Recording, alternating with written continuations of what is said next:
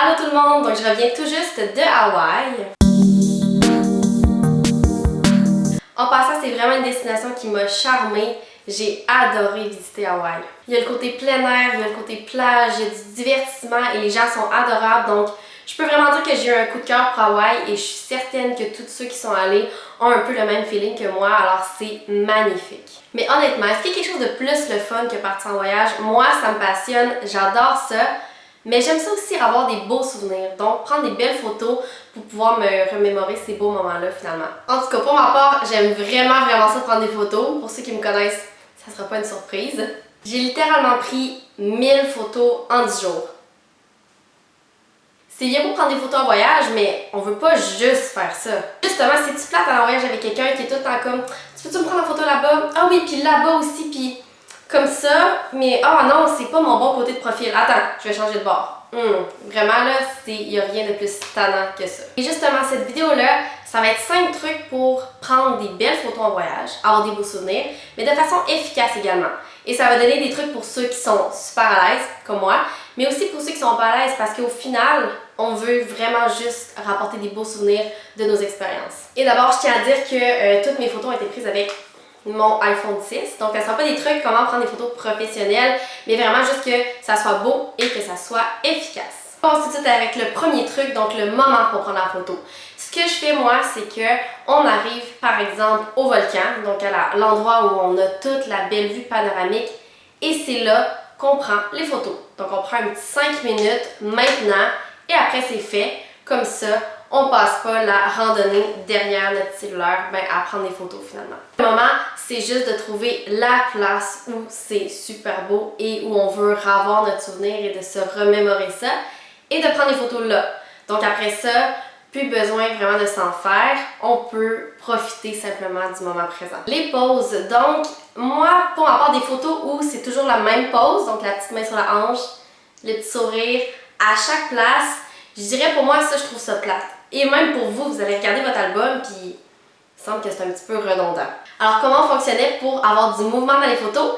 Vous savez, en tout cas c'est sur iPhone, mais quand on pèse longtemps sur la touche pour prendre la photo, ça prend des photos en rafale. Donc, ce que je faisais, c'est ma mère qui prenait une photo. Elle pesait sur le bouton rafale, je bougeais, je tournais en rond, je sautais, je marchais, je jouais dans mes cheveux. Et après ça, j'ai une 50aine de photos. Je les sélectionne. Puis ça donnait vraiment des choses intéressantes. Donc, pas toujours des poses stiff, mais d'avoir du beau mouvement. Puis moi, je trouve que ça donnait un côté artistique aux photos. Puis là, vous allez me dire, mais là, c'est gênant de sauter partout. Puis non. Mais au pire, vous êtes en voyage, puis les gens, vous allez plus les revoir. Dans les photos de voyage, ce qu'on veut voir souvent, c'est l'attraction. Donc, bon, que ce soit le volcan, la Tour Eiffel, le Colisée de Rome, c'est ça qui doit être mis en valeur. Donc, c'est pour ça que pour ma part, je mettrais de côté les selfies pour les photos de voyage, c'est beaucoup moins intéressant. Et pour que la photo soit vraiment belle, faut pas qu'il y ait des gens dans la photo. Donc, attendre que les touristes passent, faut pas qu'il y ait plein de gens qui photobombent votre photo sans le vouloir. Sinon, ça a l'air d'être pris rapidement et ça donne vraiment un moins bel effet à la photo. Alors, la question d'équilibre, on veut mettre en valeur l'attraction, mais aussi vous, avec le mouvement que j'expliquais dans le truc avant. Mon quatrième truc, c'est de mettre des lunettes de soleil. En fait, d'apporter des lunettes de soleil.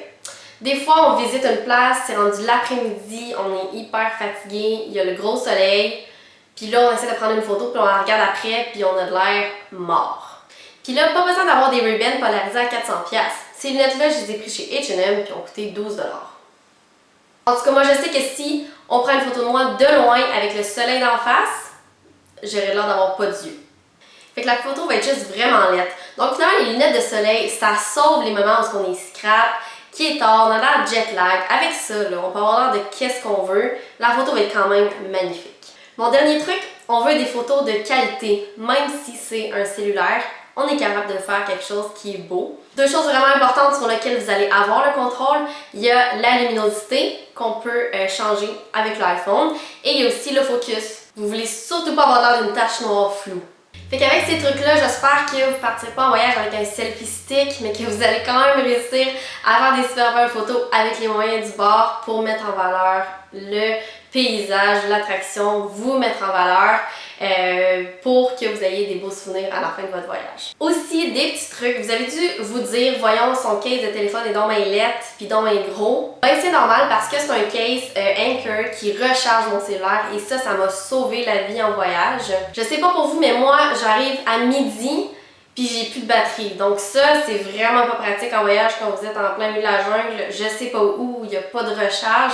Donc ça, littéralement, c'est une deuxième vie. Donc la batterie se vide, après on pèse sur le petit bouton ici et ça le recharge par la suite. Donc ça, pour moi, ça a été indispensable. Ce case-là, on peut le commander sur internet. C'est sûr que c'est quand même dispendieux, ça coûte une centaine de dollars, mais pour moi, vraiment, comme je disais, ça a été indispensable. Je vais mettre les détails en bas si ça vous intéresse d'acheter ça. Puis oui, c'est gros, mais ça s'enlève super facilement. Tu sais, par exemple, si je vais courir, c'est sûr que j'apporte pas ça, c'est bien trop lourd. Voilà, donc c'est super facile à remettre et à enlever. Au-delà d'avoir des batteries, il faut avoir de la place dans votre cellulaire, donc n'oubliez pas avant de partir de vider ça, mettez ça sur votre ordinateur, enlevez les applications poche qu'on n'a pas de besoin pour avoir le plus d'espace possible pour prendre plein de photos. Donc je vous remercie d'avoir regardé la vidéo, j'espère que ça a été utile. Je voulais vraiment partager ça parce que j'ai comme une passion pour les photos, j'aime ça, mais c'est pas nécessairement professionnel, c'est juste que je pense aux petits détails. Si vous voulez voir mes photos de voyage, ben, il y en a plein sur Instagram, Sparkly Sammy, il y en a plein sur Facebook. Et sinon, ben, je vous dis à une prochaine vidéo et bisous!